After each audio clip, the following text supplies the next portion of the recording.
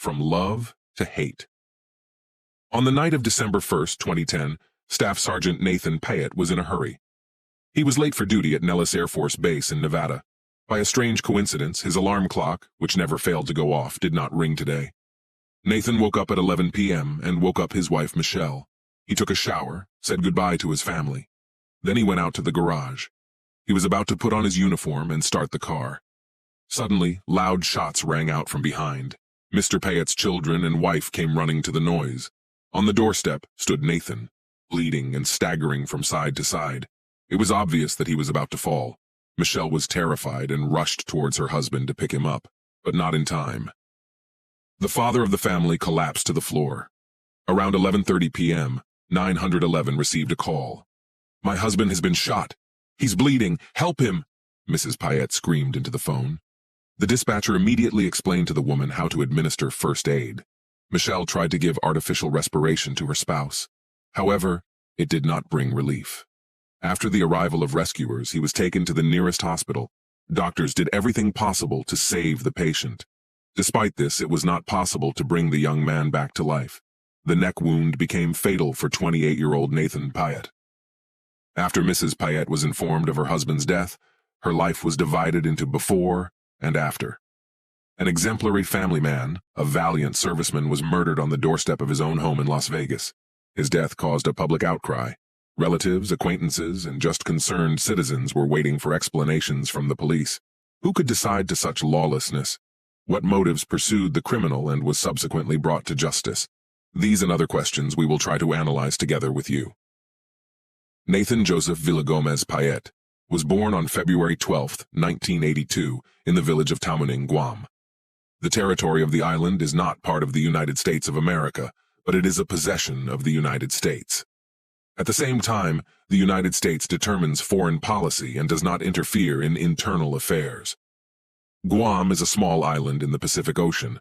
Due to its paradisiacal beauty and historical past, this area is especially popular among tourists. Nathan was not only born in an amazing region, he was also fortunate to have a large and loving family. He had 3 brothers, Matthew, Anthony, Eric, and 1 sister, Carmela.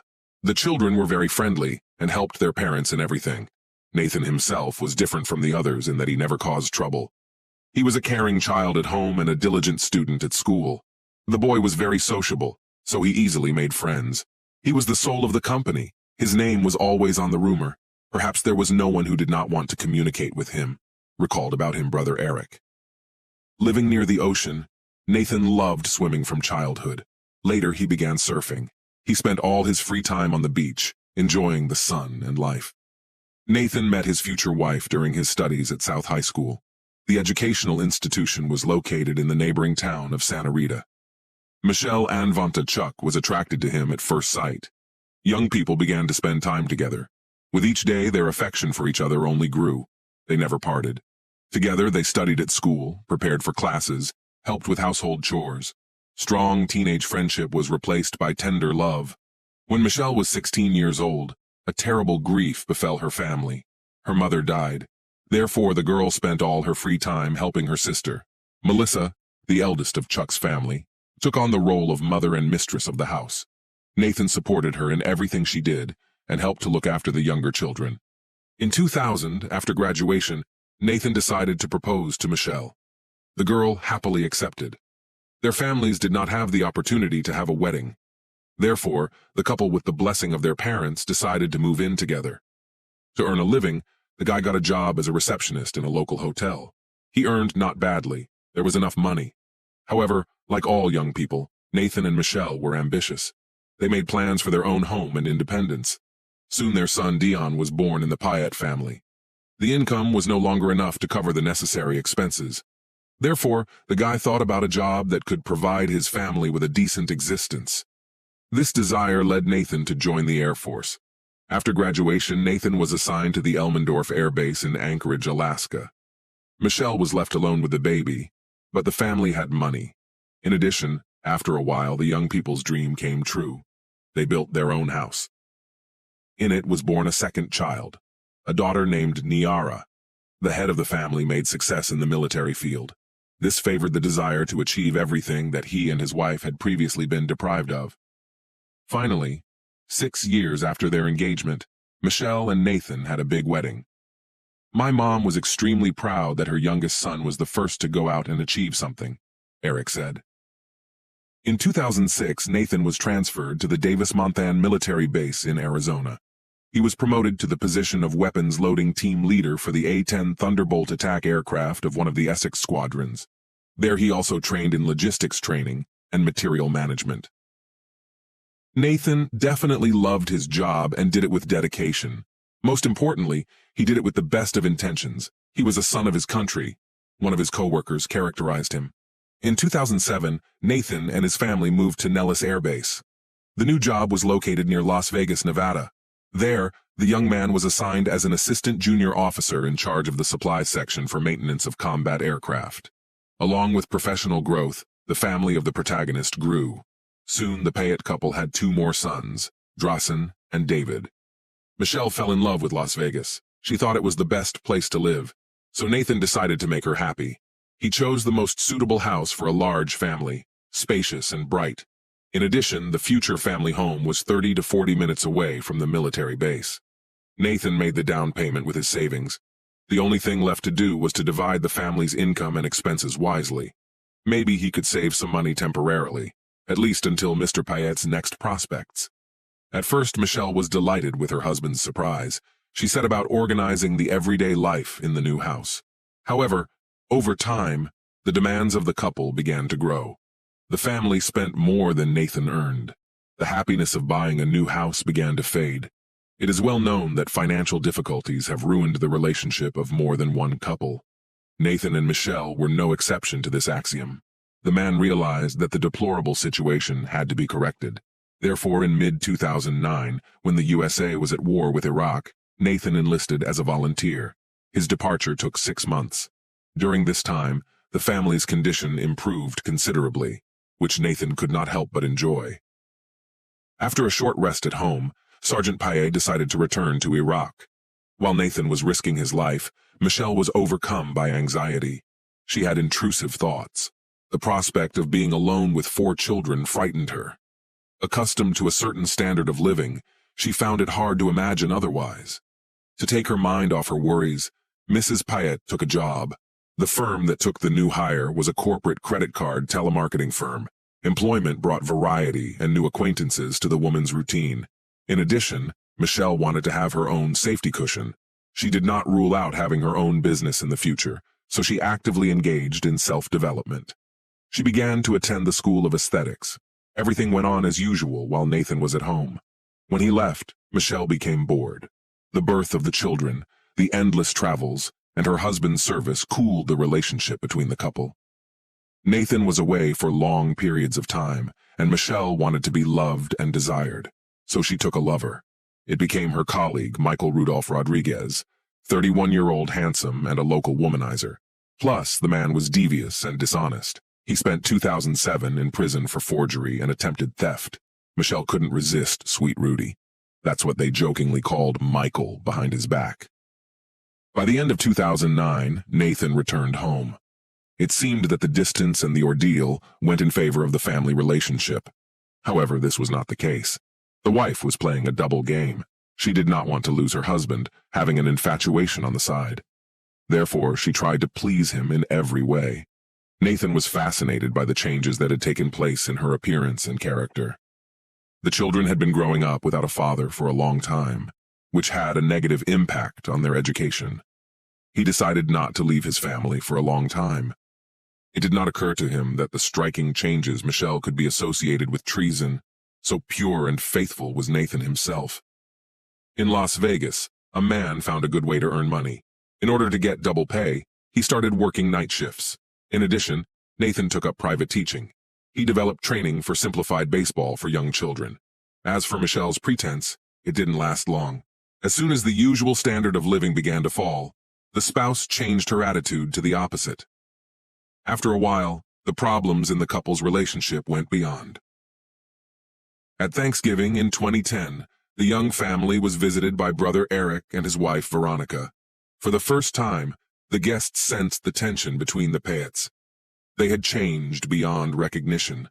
It seemed that the former feelings between Michelle and Nathan completely disappeared. The couple could not hide from outsiders, not only personal, but also financial problems, almost empty pantry and refrigerator. A week later. On December 1st, 2010, a strange communication took place between Mrs. Paet and Mr. Rodriguez. At 11:12 p.m., Michelle received a text message from Michael. "Hope you are feeling better," the man wrote. "Van Dyke's contract for tomorrow is almost finalized." 2 minutes later, he sent another text. "If you're not feeling well, let me know. I'll give you a couple days to rest. Remember, I appreciate your help." At 11:19 p.m., Michelle replied, "My husband just recently woke me up. Right now, he is trying to leave the house, but I think he's going to be late today. LOL, I'm sorry the contract is giving you so much trouble." A couple months before the tragedy, Michelle didn't want to be with Nathan, nor was she going to leave him, because she realized that breaking up wouldn't do anything, except headaches and empty pockets. "I don't think he will forgive me and support me after the divorce," Michelle thought. "The alimony would hardly be enough for a normal life." In addition, Mrs. Paet was aware of her husband's military insurance. In the event of his death, payments totaling about $65,000 were due to the wife. These sinful thoughts did not give rest to the woman's sick mind. One day she shared them with Michael. Surprisingly, he was intrigued. So the terrible idea of Nathan's former lover turned into a cunning plan. Mr. Rodriguez knew that Michelle and he could not do it alone. It was too complicated, so he enlisted his friend, Corey Alexis Hawkins, in the criminal scheme. The 33-year-old mercenary had about 9 convictions, each one of them related to theft or fraud. Corey was a hardened criminal, so he agreed to help on the condition of a substantial reward. He estimated his participation at $20,000. After thinking hard, Michelle and Michael agreed. A little later, a couple more people joined their group: 23-year-old Jessica Austin, Corey's girlfriend, and her friend Shannon. By the way, Jessica's friend was not particularly intelligent. She earned her living by starring in adult movies. Shannon was offered 5% of Corey and Jessica's royalties for her help. The fabulous money turned the woman's head. The original plan was to shoot Nathan in his Chevrolet Tahoe. After that, the criminals intended to drive the car with the man's body and leave it in the parking lot of one of the apartment complexes. Jessica had to buy the things necessary for the crime: men's gloves, a car cover, and a fragrance. Shannon's job was to provide an alibi for Michael. If anything, she had to confirm that on the day of the murder, Michael was by her side. On December 1st, 2010, Michelle felt ill. She deviated from her usual schedule and reported home at around 5:30 p.m. Michelle did not normally arrive so early. Her classes at beauty school were ending late, around 10:40 p.m.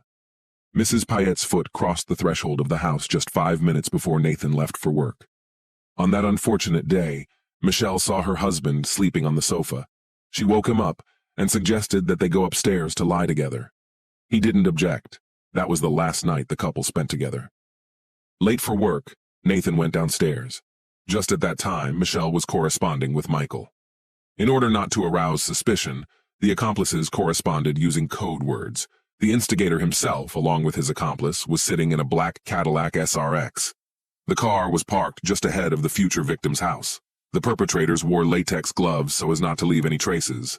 Michael realized that the sergeant's military training could play into the latter's hands, so he decided to take him by surprise and approached him from behind. Michael drew his pistol and shot Nathan 5 times in the back. Michael quickly ran out of the garage, got into his car, and drove away. The perpetrators then fled to a previously prepared place.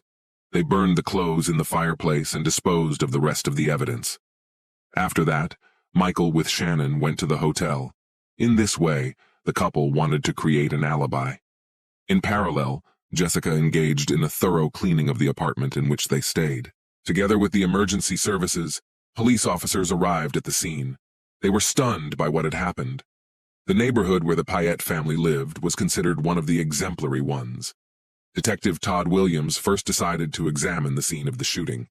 The garage door was unlocked. There was a noticeable odor of iron inside the room. Blood was smeared on the walls and the car, and traces of it were also visible on the floor. Next to Nathan's uniform were his keys and wallet. Since the valuables were untouched, a robbery murder was ruled out.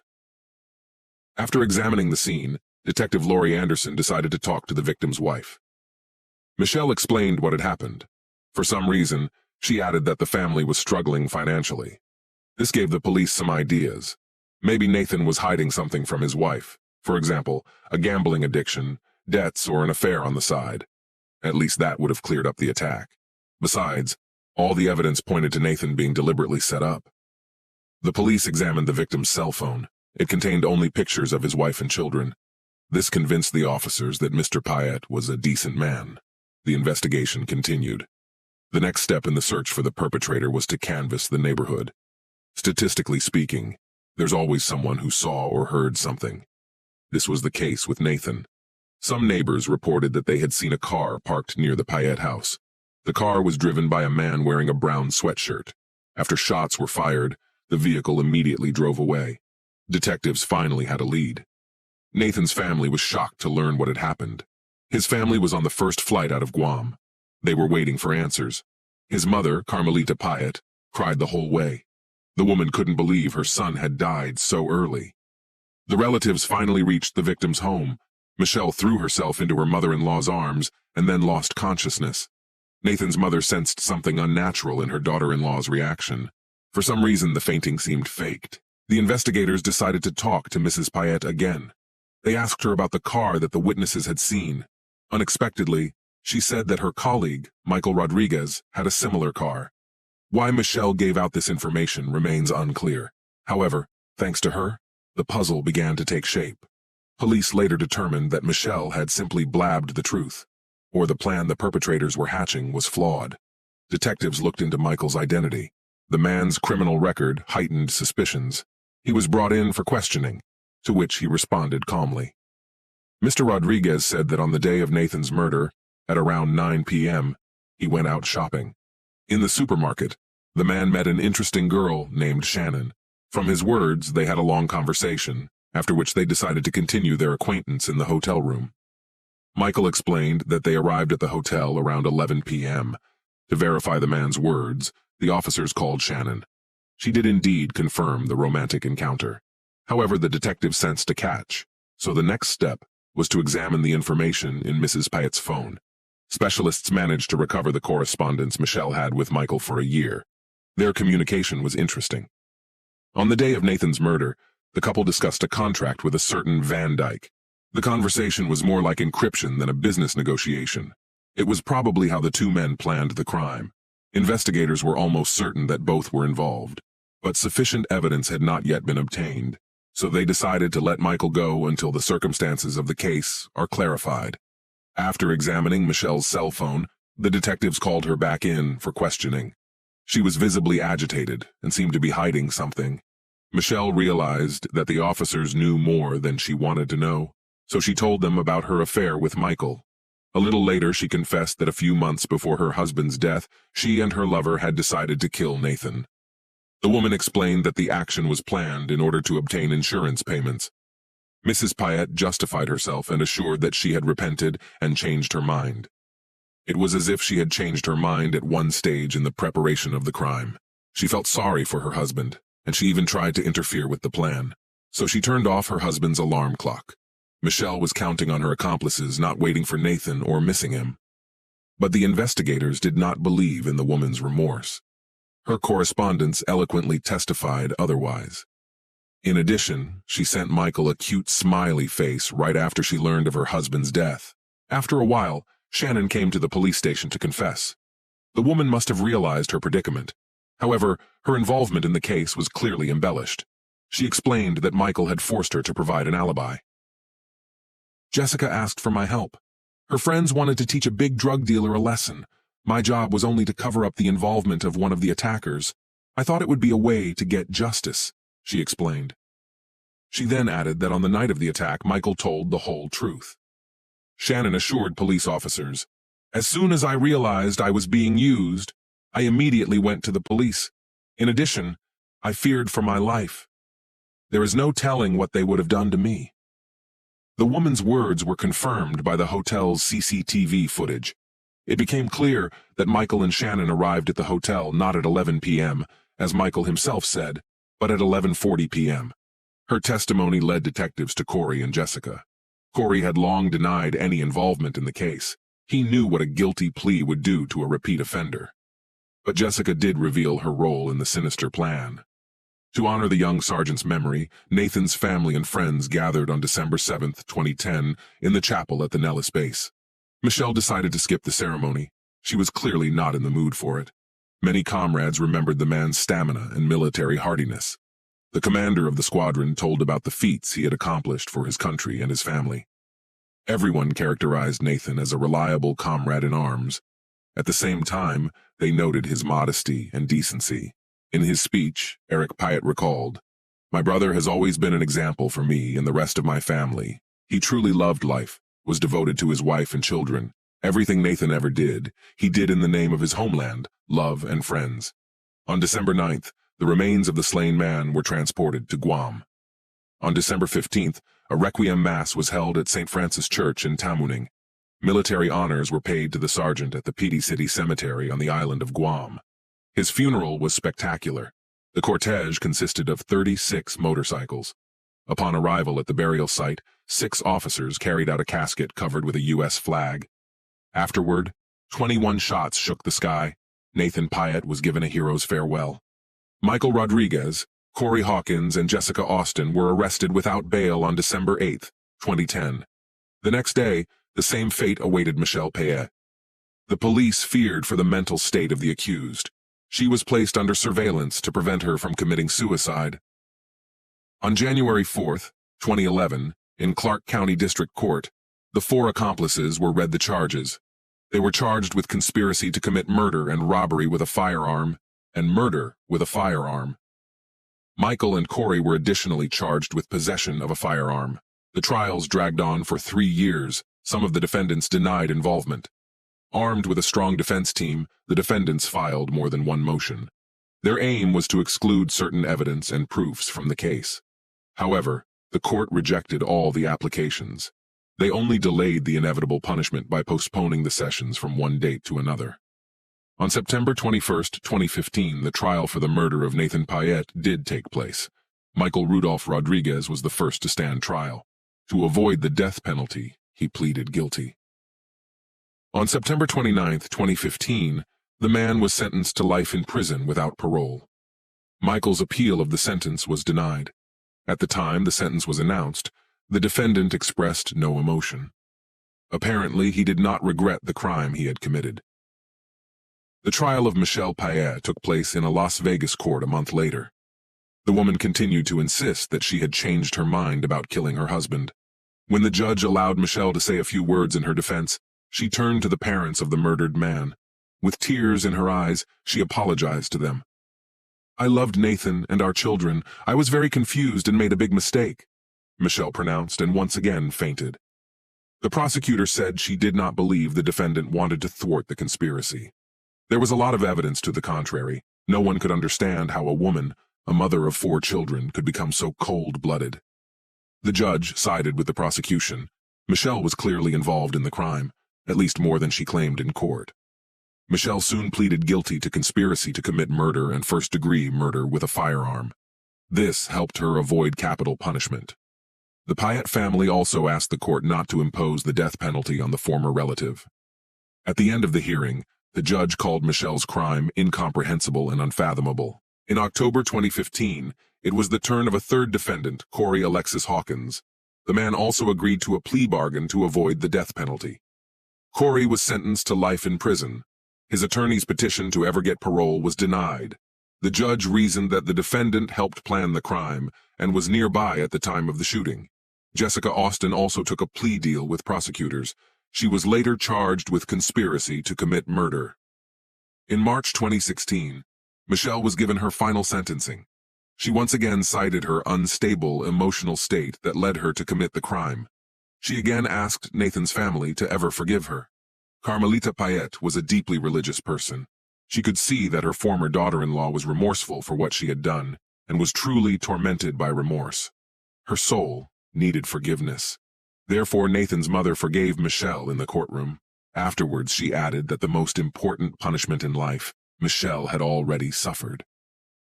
"Your children don't want to see you anymore. They're afraid you'll do to them what you did to their father. Carmelita explained.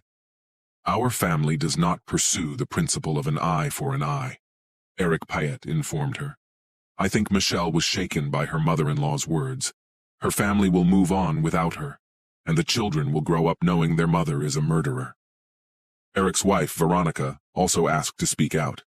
She told Michelle that she hated her, after which she added that the relative dishonors the family name she carries. In pursuit of greed and the love of a man she didn't know, Michelle destroyed her family. She became the murderer of the man she once loved immensely, with whom she shared a bed and built a future. Could Michelle have imagined how her unbridled ambition would turn out? Hardly. This category of people lives in a perpetual pursuit of happiness without appreciating what they have. Nathan, unlike her, had lived his whole life giving of himself. He was often sleep-deprived, risked his health and his life. Thanks to this, the man fulfilled his beloved's dreams, but never found her recognition.